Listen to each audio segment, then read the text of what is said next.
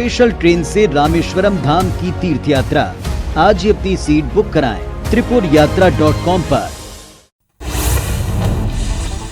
महाराष्ट्र में सीएम एकनाथ शिंदे के शपथ ग्रहण के 39 दिन बाद यानी आज मंत्रिमंडल का विस्तार हो सकता है। कार्यक्रम सुबह 11 बजे से राजभवन में होगा। जानकारी के मुताबिक कैबिनेट विस्तार को देखते हुए मुख्यमंत्री एकनाथ शिंदे ने मंगलवार को अपने सभी दौरे रद्द कर दिए हैं। वे नांदेड़ और हिंगोली जाने वाले थे। वहीं सचिवालय कर्मचारियों की मुहर्रम की छुट्टी भी कैंसिल कर दी गई है। उपराष्ट्रपति वेंकैया नायडू की विदाई समारोह के उपलक्ष्य में प्रधानमंत्री नरेंद्र मोदी ने राज्यसभा में भाषण दिए। पीएम ने कहा, अनेक बार आप कहते रहे हैं कि मैं राजनीति से रिटायर हुआ हूं, परंतु सार्वजनिक जीवन से नहीं थका हूं। आपके अनुभवों का लाभ भविष्य में देश को मिलता रहेगा। नोएडा ग्रैंड ओमैक्स सोसाइटी में एक महिला को अपमानित करने और गाली गलौज करने के आरोप में फरार चल रहे श्रीकांत त्यागी के अवैध निर्माण पर प्रशासन ने बुलडोजर चलाया। वहीं सांसद महेश शर्मा ने इस घटनाक्रम पर कहा कि श्रीकांत त्यागी की जल्द गिरफ्तारी की जाएगी। वहीं अब त्यागी के बीजेपी नेता होने से इंकार किए जाने पर प्रियंका गांधी ने बीजेपी पर निशाना साधा। उन्होंने ट्वीट करते हुए कहा कि क्या इतने सालों से बीजेपी सरकार को नहीं पता था कि नोएडा के बीजेपी नेता का निर्माण अवैध है? बुलडोजर कार्रवाई दिखावटी है। इन सवालों के जवाब से सरकार बच रही है। बर्मिंघम कॉमनवेल्थ गेम्स में भारत 21 गोल्ड समेत कुल 61 मेडल लेकर चौथे स्थान पर रहा। 2018 गोल्ड कोस्ट गेम्स में भारत 26 गोल्ड समेत 66 मेडल के साथ तीसरे स्थान पर था। यानी 4 साल में भारत के मेडल की संख्या घटी और पोजीशन में भी गिरावट आई। इसका कारण शूटिंग का ना होना है। भारत ने शूटिंग में अब तक 63 गोल्ड समेत 135 मेडल जीते। 2018 में शूटिंग में 7 गोल्ड समेत 16 मेडल जीते थे। एशिया कप के लिए 15 सदस्यीय भारतीय क्रिकेट टीम का ऐलान कर दिया गया। कप्तान के तौर पर रोहित शर्मा और उप कप्तान के रूप में केएल राहुल को कमान सौंपी गई है। वेस्ट इंडीज दौरे पर आराम लेने वाले विराट कोहली की टीम इंडिया में वापसी हुई। हालांकि स्ट्राइक बॉलर जसप्रीत बुमराह चोट के कारण एशिया कप से बाहर हो गए हैं। महाराष्ट्र, कर्नाटक, तेलंगाना, आंध्र प्रदेश और छत्तीसगढ़ में भारी बारिश के आसार हैं। इसे लेकर इन राज्यों में अलर्ट जारी किया गया है। इधर गोदावरी और कृष्णा नदी का वाटर लेवल काफी बढ़ा हुआ है। दोनों ही नदियां खतरे के निशान से काफी ऊपर बह रही हैं। उत्तर प्रदेश के बांदा में जहरीली कीड़े के काटने से 3 बच्चों की मौत हो गई है। वहीं एक बच्चा जहरीली कीड़े के काटने की वजह से जिंदगी और मौत की जंग लड़ रहा है। मामले की सूचना मिलने पर पुलिस की टीम मौके पर पहुंची और जांच में जुट गई है। सीएम भूपेश बघेल ने शिमला में कांग्रेस नेताओं के साथ बैठक की। साथ ही सीएम ने हिमाचल कर्मचारी संघ के पदाधिकारियों से भी मुलाकात की। सीएम भूपेश बघेल ने कर्मचारियों से कहा कि हिमाचल में पुरानी पेंशन स्कीम लागू होगी। हिमाचल में कांग्रेस पार्टी को अपना समर्थन दें। दिल्ली में हुई नीति आयोग की बैठक में प्रधानमंत्री नरेंद्र मोदी ने छत्तीसगढ़ की गोधन न्याय योजना की तारीफ की, जिस पर आज कृषि मंत्री रविंद्र चौबे ने कहा है कि यह हमारे लिए सौभाग्य की बात है। आज भाजपा का केंद्रीय नेतृत्व भी छत्तीसगढ़ की योजनाओं की तारीफ कर रहा है। वहीं लखमा का कहना है कि पीएम की सराहना का श्रेय सीएम भूपेश बघेल को जाता है। विश्व आदिवासी दिवस के मौके पर आज मुख्यमंत्री भूपेश बघेल रायपुर और बिलासपुर में आयोजित कार्यक्रमों में शामिल होंगे। सुबह 11 बजे मुख्यमंत्री निवास कार्यालय में वीडियो कॉन्फ्रेंसिंग के जरिए आयोजित कार्यक्रम में सीएम सभी जिला मुख्यालयों के कार्यक्रम में जुड़ेंगे। इस दौरान वे विशेष रूप से संरक्षण जनजाति आवेदकों को शासकीय सेवा में नियुक्त पत्र देंगे। सीएम भूपेश बघेल आज प्रयास और एकलव्य विद्यालय के छात्रों का भी सम्मान करेंगे। इस कार्यक्रम के बाद सीएम भूपेश बघेल दोपहर 12:15 बजे रायपुर के दीनदयाल उपाध्याय ऑडिटोरियम में आयोजित आदिवासी सम्मेलन में शामिल होंगे। फिर दोपहर 3 बजे बिलासपुर के साइंस कॉलेज ग्राउंड में आयोजित कार्यक्रम में भाग लेंगे, जहां से सीएम भूपेश बघेल शाम 5 बजे रायपुर लौटेंगे। बीजेपी क्षेत्रीय संगठन महामंत्री अजय जामवाल आज से 3 दिवसीय दौरे पर मध्य प्रदेश आ रहे। वे सबसे पहले इंदौर जाएंगे, जहां संगठन के प्रमुख लोगों और नेताओं से चर्चा करेंगे। इसके बाद भोपाल आएंगे, जहां प्रमुख नेताओं के साथ बैठक करेंगे। साथ ही संगठन की कसावट से लेकर नीचे तक की सियासी संरचना की रिपोर्ट लेंगे। भोपाल के सीएम हाउस में आज मुख्यमंत्री शिवराज सिंह चौहान ठेला संचालकों के साथ संवाद करेंगे। इसके लिए सीएम हाउस में कल आयोजन किया जाएगा, जिसमें 5000 से ज्यादा ठेका संचालकों के आए जाने की उम्मीद है। इसके बाद मुख्यमंत्री आवास में कुल जनजाति के नागरिकों का सम्मान होगा। इस दौरान सीएम हितग्राहियों के बैंक खातों में 23 करोड़ रुपए डालेंगे। जबलपुर के सांसद राकेश सिंह ने पत्रकारों से चर्चा करते हुए कहा कि कांग्रेस सपना ना देखे, अब 14 साल तक कांग्रेस सत्ता में नहीं आने वाली है। कहा कि प्रदेश में सीएम शिवराज सिंह चौहान और केंद्र में पीएम मोदी के नेतृत्व में विकास के जो काम हुए वह ऐतिहासिक है, जिसके कारण जनता लगातार भाजपा को अपना आशीर्वाद देती आ रही है। शाहजहांपुर में मीडिया से चर्चा करते हुए स्कूल शिक्षा मंत्री इंदर सिंह परमार ने कहा, अभी तक शिक्षा क्षेत्र में शिक्षकों के ट्रांसफर राजनीतिक आधार पर होते थे, अब ऐसी स्थानांतरण नीति बना रहे हैं जो पूरी तरह पारदर्शी और बिना भेदभाव की होगी। उमरिया जिले के चंदिया और नौरोजाबाद नगर परिषद में अध्यक्ष के चुनाव परिणाम सामने आ चुके हैं। चंदिया में अध्यक्ष पद के लिए भाजपा के बागी पुरुषोत्तम कोल ने जीत हासिल की है। इसी प्रकार नौरोजाबाद नगर परिषद अध्यक्ष के लिए भाजपा प्रत्याशी कुशल बाई से 8 मत पाकर विजयी हुई। जबलपुर जिले में नगर पालिका पनागर में अध्यक्ष और उपाध्यक्ष पद के लिए वोटिंग हुई, जिसमें दोनों ही पदों पर कांग्रेस ने कब्जा जमा लिया। पनागर नगर पालिका में कांग्रेस के प्रदीप पटेल अध्यक्ष बने, वहीं जिले की 2 नगर परिषद कटंगी और मझौली में भाजपा के अध्यक्ष उपाध्यक्ष निर्विरोध चुने गए। खंडवा नगर निगम के सभापति चुनाव को लेकर उठापटक के बाद आखिरकार भारतीय जनता पार्टी ने सभापति पद पर अपना कब्जा कर लिया है। बीजेपी के अनिल विश्वकर्मा 38 वोट लेकर जीते, वहीं कांग्रेस के उम्मीदवार मुल्लू राठौर को महज 11 वोट मिले, जबकि खंडवा नगर निगम चुनाव में कांग्रेस के 13 पार्षद निर्वाचित होकर आए हैं। इंदौर के नए महापौर पुष्यमित्र भार्गव ने शहर को क्लीन बनाने के लिए एक नई पहल की है। महापौर ने अपने लिए इलेक्ट्रॉनिक कार रखने का फैसला लिया है। साथ ही उन्होंने कहा कि धीरे धीरे अफसर भी इलेक्ट्रॉनिक कार का उपयोग करेंगे, इससे शहर का प्रदूषण कम होगा। उन्होंने कहा कि परिवर्तन लाना है तो खुद से शुरुआत करनी होगी। कटनी में नगर निगम अध्यक्ष पद के लिए हुए चुनाव में बीजेपी से मनीष पाठक विजय हुए। मतगणना में महापौर समेत 40 वोट पड़े, जिसमें मनीष पाठक निगम के अध्यक्ष निर्वाचित हुए। मनीष पाठक ने बताया कि जीत का श्रेय बीजेपी विधायक संजय सत्येंद्र पाठक और नगर निगम के पार्षद को जाता है। हरदा जिले में समर्थन मूल्य पर मध्य प्रदेश सरकार के निर्देश पर मूंग की खरीदी सभी सोसाइटी केंद्रों में शुरू हो गई। कृषि मंत्री कमल पटेल ने हरदा के कृषि उपज मंडी में पहुंचकर सरकारी गोदाम पर समर्थन मूल्य पर मूंग की खरीदी की शुरुआत की। जिले के उत्पादन करने वाले किसानों को मूंग की फसल बेचने में फायदा होगा। बलरामपुर जिले के ओकरापतरा गांव में बांध निर्माण से पीड़ित किसानों को मुआवजा वितरण किया गया। 10 साल बाद 11 किसानों को मुआवजा वितरण किया गया। संसदीय सचिव चिंतामणि महाराज ने सभी किसानों को मुआवजा का वितरण किया और जल संसाधन विभाग के अधिकारियों को बाकी प्रकरण भी जल्द बनाने के निर्देश दिए। विधानसभा चुनाव को लेकर बीजेपी ने कमर कस ली है। सरगुजा में भाजयुमो कार्यकर्ताओं ने सरकार से बेरोजगारी भत्ता देने की मांग की है। मोर्चा के कार्यकर्ताओं ने सोमवार को कलेक्ट्रेट का घेराव किया, जहां पुलिस से झड़प भी हुई। प्रदर्शन करने पहुंचे भाजपा नेता ओपी चौधरी ने कहा है कि छत्तीसगढ़ में बेरोजगारी चरम पर है, सरकार अपने वादे भूल चुकी है, युवाओं को गुमराह किया जा रहा है। राजिम के चुरानगर के एबीवीपी कार्यकर्ताओं ने विद्यालय के सामने धरना प्रदर्शन किया। कलेक्टर के नाम ज्ञापन नायब तहसीलदार को सौंपते विद्यालय के प्राचार्य को तत्काल हटाने की और व्यवस्था सुधारने की मांग की। खरोरा के मोरेंगा स्कूल के नामकरण मामले में ग्रामीण और स्कूली बच्चे मुख्य मार्ग पर चक्का जाम कर विरोध प्रदर्शन कर रहे हैं। ग्रामीण विधायक अनीता शर्मा का विरोध कर रहे हैं। बताया जा रहा है कि विधायक के ही आग्रह पर मुख्यमंत्री के नाम की घोषणा की थी। जेईई मेंस सेशन 2 का रिजल्ट जारी हो गया है, जिसमें राजधानी भोपाल के ध्रुव अग्रवाल ने बाजी मारी है। ध्रुव को ऑल इंडिया रैंक में 75वां स्थान मिला। ध्रुव के इस उपलब्धि पर परिवार के लोग काफी खुश हैं।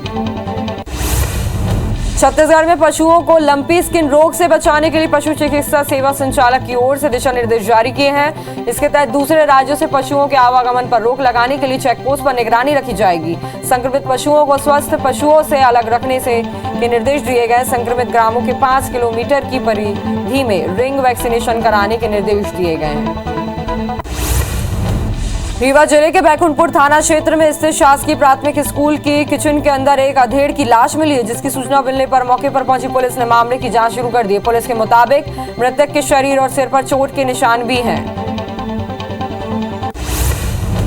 राजिम के करचाली गांव में 3 भालुओं ने एक व्यक्ति पर हमला कर दिया, जिससे शख्स गंभीर रूप से घायल हो गया।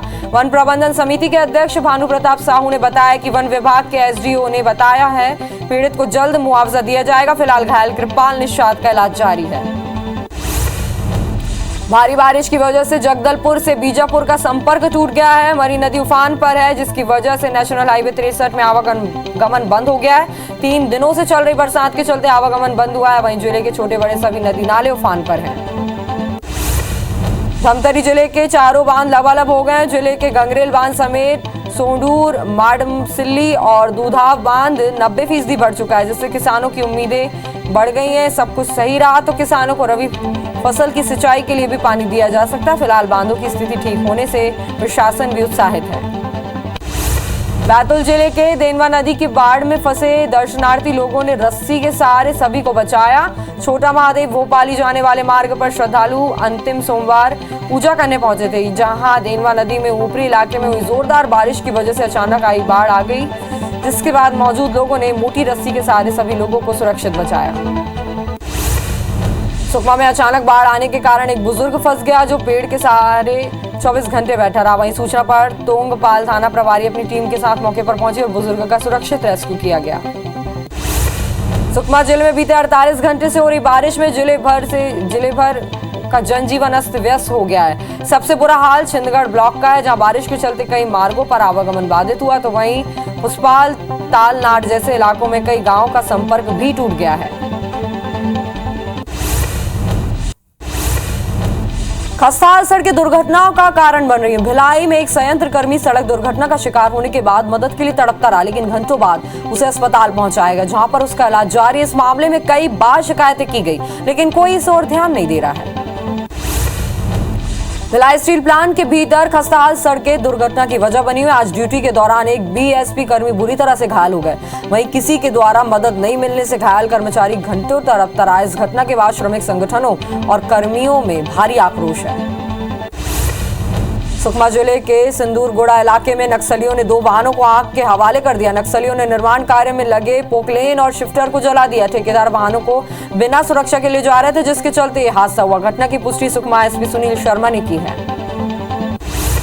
बस्तर में सीआईएसएफ के 2 जवानों में मंकी पॉक्स के लक्षण मिले हैं। दोनों जवान किरंदुल थाने में पदस्थ हैं, जो हाल ही में उत्तर प्रदेश से छुट्टी मनाकर लौटे हैं। स्क्रीन पर शकत्ते बनने पर संदेह के आधार पर कैंप अधिकारियों ने दोनों जवानों को जगदलपुर रेफर किया है।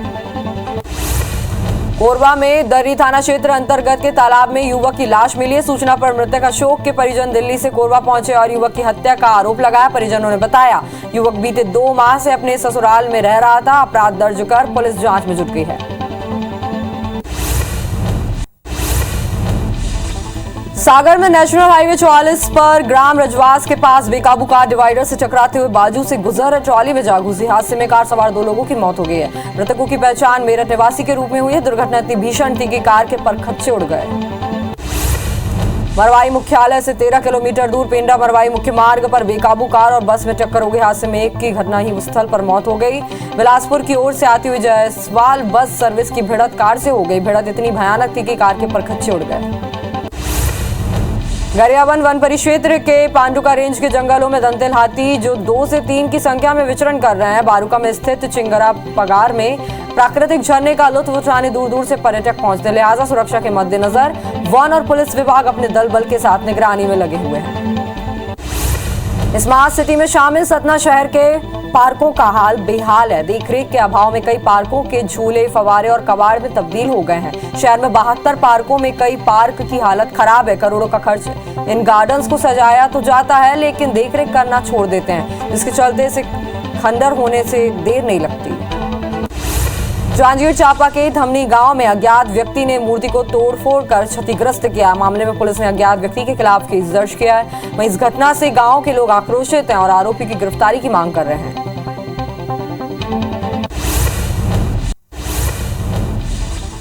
महाराष्ट्र में सीएम एकनाथ शिंदे के शपथ ग्रहण के 39 दिन बाद यानी आज मंत्रिमंडल का विस्तार होगा। कार्यक्रम सुबह 11 बजे से राजभवन में होगा। महाराष्ट्र कैबिनेट विस्तार में कुल 18 विधायक आज शपथ लेंगे। राजभवन के सभागार में कुल 18 कुर्सियां लगी। बीजेपी ने अपने सभी मंत्रियों के नाम देर रात हुई एक बैठक में फाइनल कर लिए हैं। बर्मिंघम कॉमनवेल्थ गेम्स में भारत 21 गोल्ड मेडल समेत कुल 61 मेडल लेकर चौथे स्थान पर रहा। 2018 गोल्ड कोस्ट गेम्स में भारत 26 गोल्ड समेत 66 मेडल के साथ तीसरे स्थान पर था। यानी 4 साल में भारत के मेडल की संख्या घटी और पोजीशन में भी गिरावट आई। इसका कारण शूटिंग का ना होना है। भारत ने शूटिंग में अब तक 63 गोल्ड समेत 135 मेडल जीते हैं। 2018 में शूटिंग में 7 गोल्ड समेत 16 मेडल जीते थे। एशिया कप के लिए 15 सदस्यीय भारतीय क्रिकेट टीम का ऐलान कर दिया गया। कप्तान के तौर पर रोहित शर्मा और उप कप्तान के रूप में केएल राहुल को कमान सौंपी गई है। वेस्ट इंडीज दौरे पर आराम से लेने वाले विराट कोहली के टीम इंडिया में वापसी हुई। हालांकि स्ट्राइक बॉलर जसप्रीत बुमराह चोट के कारण एशिया कप से बाहर हो गए हैं। महाराष्ट्र, कर्नाटक, तेलंगाना, आंध्र प्रदेश और छत्तीसगढ़ में भारी बारिश के आसार हैं। इसे लेकर इन राज्यों में अलर्ट जारी किया गया। इधर गोदावरी और कृष्णा नदी का वाटर लेवल काफी बढ़ा हुआ है। दोनों की नदियां खतरे के निशान से काफी ऊपर बह रही हैं। उत्तर प्रदेश के बांदा में जहरीली कीड़े के काटने से 3 बच्चों की मौत हो गई है। वहीं एक बच्चा जहरीले कीड़े के काटने की वजह से जिंदगी और मौत की जंग लड़ रहा है। मामले की सूचना मिलने पर पुलिस की टीम मौके पर पहुंची और जांच में जुट गई है। छत्तीसगढ़ के 3 संभागों में भारी बारिश का अलर्ट जारी किया गया है। मौसम विभाग के मुताबिक दुर्ग, रायपुर और बस्तर संभाग तेज बारिश हो सकती है यहां पर। वहीं प्रदेश में कुछ स्थानों पर भारी वर्षा होने की संभावना जताई गई है। बंगाल की खाड़ी और ओडिशा के तटीय इलाकों में लो प्रेशर एरिया बनने से बारिश का सिस्टम बना हुआ है। मध्य प्रदेश के 13 जिलों के लिए मौसम विभाग ने फिर से येलो अलर्ट जारी कर दिया। मौसम विभाग के मुताबिक बंगाल की खाड़ी में कम दबाव का क्षेत्र बना है, जिसकी वजह से कई जिलों में अति भारी बारिश हो सकती है। वहीं नर्मदापुरम, बैतूल और हरदा में भारी बारिश से अति भारी बारिश का ऑरेंज अलर्ट जारी कर दिया गया है। साथ ही कई जिलों में मध्यम से भारी बारिश की भी संभावना है। भारी बारिश की वजह से जगदलपुर से बीजापुर का संपर्क टूट गया है। मरी नदी उफान पर है, जिसकी वजह से नेशनल हाईवे 63 में आवागमन प्रभावित हुआ है। 3 दिनों से चल रही बरसात के चलते आवागमन बुरी तरह प्रभावित हुआ है। वहीं जिले के छोटे बड़े नदी नाली सभी उफान पर हैं। धमतरी जिले के चारों बांध लबालब हो गए। जिले के गंगरेल बांध समेत सोंढूर, माडम सिल्ली और दुधावा बांध 90% भर चुका है, जिसमें किसानों की उम्मीदें बढ़ गई है। अब सब कुछ सही रहा तो किसानों को रबी की फसल की सिंचाई के लिए भी पानी दिया जा सकता है। फिलहाल बांधों की स्थिति ठीक होने से प्रशासन भी उत्साहित है। बैतूल जिले के देनवा नदी की बाढ़ में फंसे दर्शनार्थी लोगों ने रस्सी के सहारे सभी को बचाया। छोटा महादेव भोपाली जाने वाले मार्ग पर श्रद्धालु अंतिम सोमवार पूजा करने पहुंचे थे, जहां देनवा नदी में ऊपरी इलाके में हुई जोरदार बारिश की वजह से अचानक बाढ़ आ गई, जिसके बाद मौजूद लोगों ने मोटी रस्सी के सहारे सभी लोगों को सुरक्षित बचाया। सुकमा में अचानक बाढ़ आने के कारण एक बुजुर्ग फंस गया, जो पेड़ के सहारे 24 घंटे बैठा रहा। वहीं सूचना पर तोंगपाल थाना प्रभारी टीम के साथ मौके पर पहुंचे और बुजुर्ग को सुरक्षित रेस्क्यू किया गया।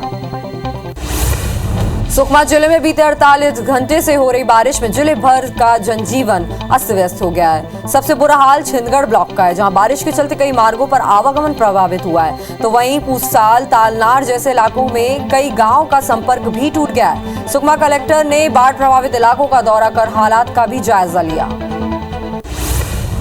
शिवधाम सालबडी दर्शन करने गए श्रद्धालुओं की कार बाढ़ के तेज बहाव में आने से नदी में बह गई। चांदूर बाजार से 9 लोग श्रावण मास के आखिरी सोमवार को बाबा भोलेनाथ के शिवधाम सालबडी में दर्शन करने के लिए आए थे। दर्शनार्थी अपनी गाड़ी गंगा मेल पुल के पास सड़क पर खड़ी करके दर्शन करने गए थे। इसी दौरान तेज बारिश की वजह से नदी में बाढ़ आ गई और कार नदी में बह गई।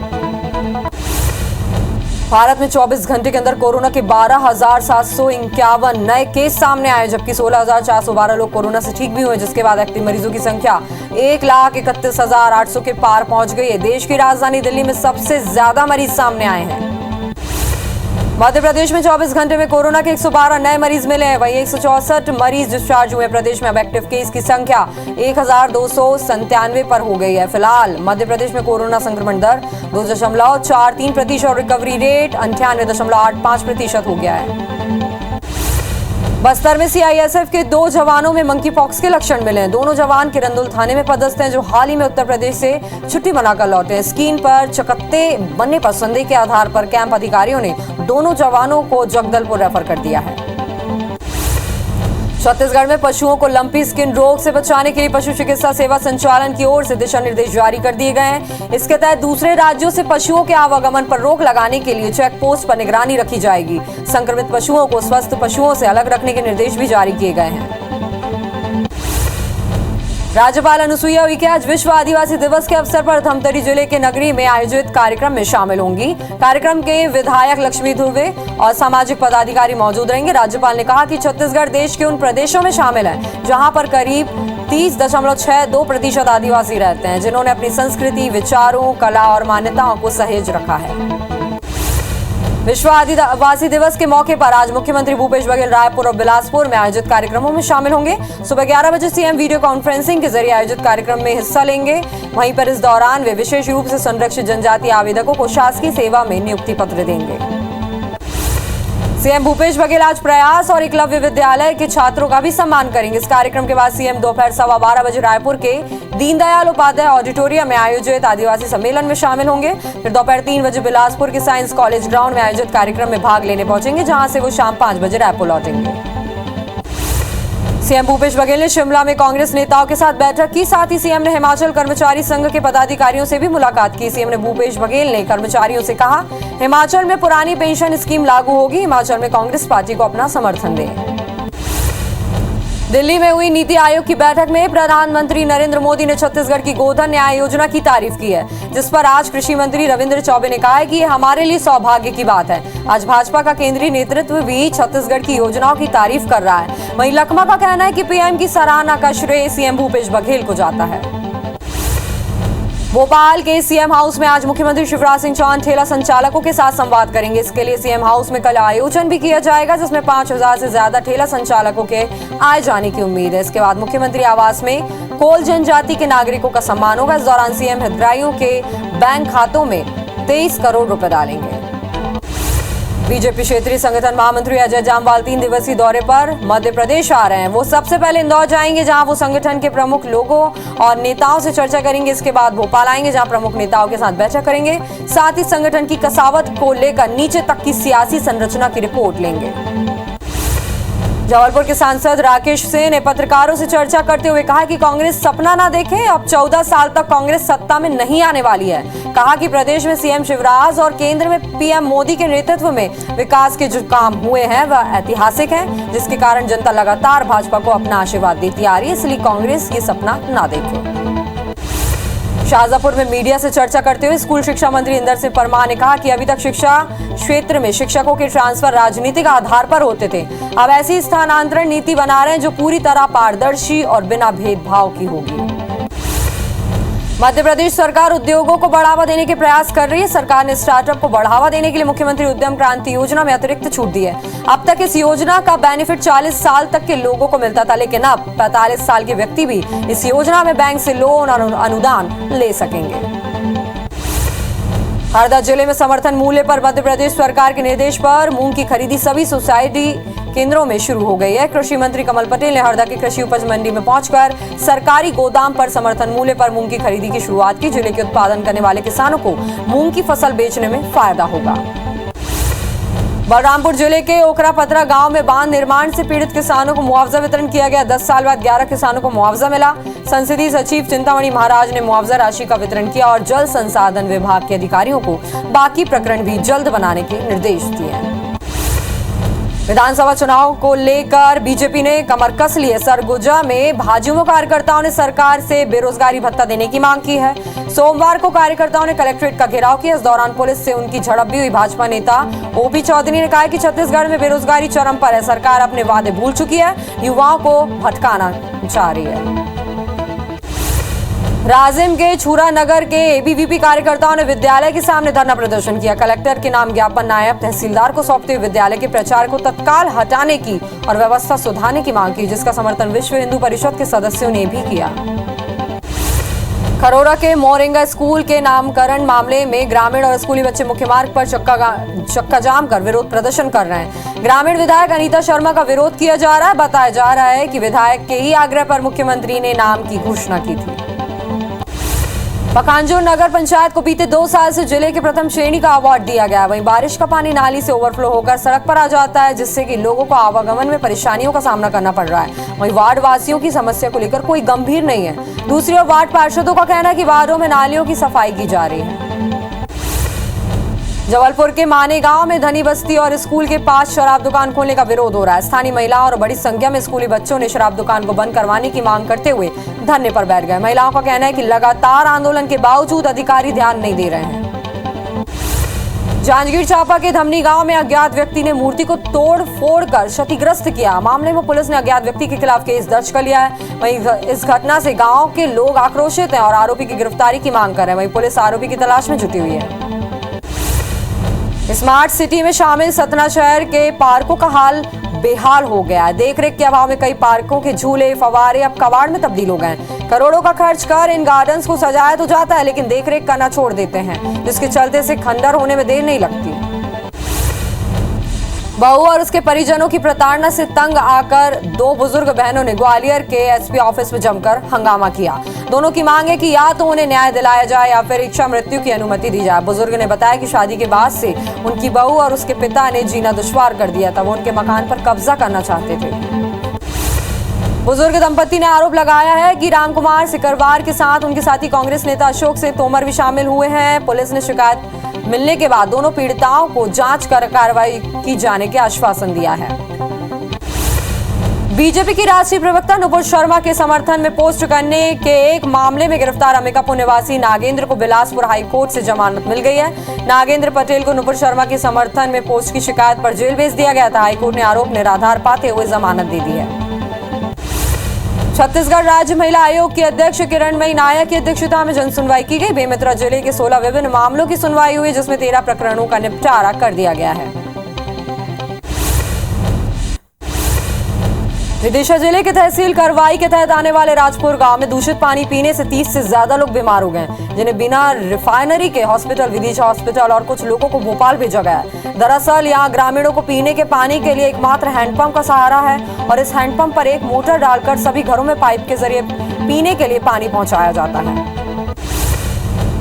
ग्रामीणों का कहना है कि भारी गंदगी और नल की कभी सफाई न होने की वजह से लगातार पानी दूषित होता है, लेकिन कोई और विकल्प होने पर वे इसी पानी का इस्तेमाल करते हैं। लोगों के बीमार होने की जानकारी लगने पर फौरन स्वास्थ्य अमला और पीएचई के अधिकारी गांव पहुंचे। फिलहाल मोटर निकालकर उस हैंडपंप को पूरी तरीके से बंद कर दिया गया और पानी की टेस्टिंग की जा रही है।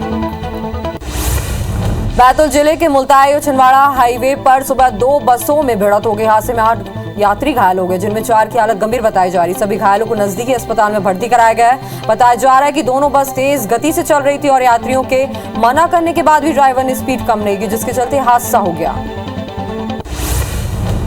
बलौदा बाजार के बुड़गाहन गांव में बिना फाटक के रेलवे क्रॉसिंग पर सोमवार की रात एक भीषण हादसा हो गया है। एक तेज रफ्तार कार सीधे मालगाड़ी के इंजन से टकरा गई। टक्कर इतनी जोरदार थी कि इंजन कार को करीब 300 मीटर तक दूर घसीटते हुए ले गए। कार में सवार 7 लोगों में से 2 महिला और एक पुरुष की मौत हो गई। वहीं 5 लोग गंभीर रूप से घायल हो गए हैं। घायलों में 2 बच्चों समेत 4 को रायपुर रेफर किया गया है। ग्वालियर में तिघरा से पिकनिक मनाकर लौट रहे दोस्तों की तेज रफ्तार गाड़ी डिवाइडर से टकराकर पलट गई, जिसमें 2 दोस्तों की मौत हो गई, जबकि हादसे में 5 घायल हुए हैं। घायलों में भी एक की हालत गंभीर बताई जा रही। घटना पुरानी छावनी थाना क्षेत्र के शंकरपुर न्यू क्रिकेट स्टेडियम के पास की रफ्तार के कारण यह हादसा हुआ है।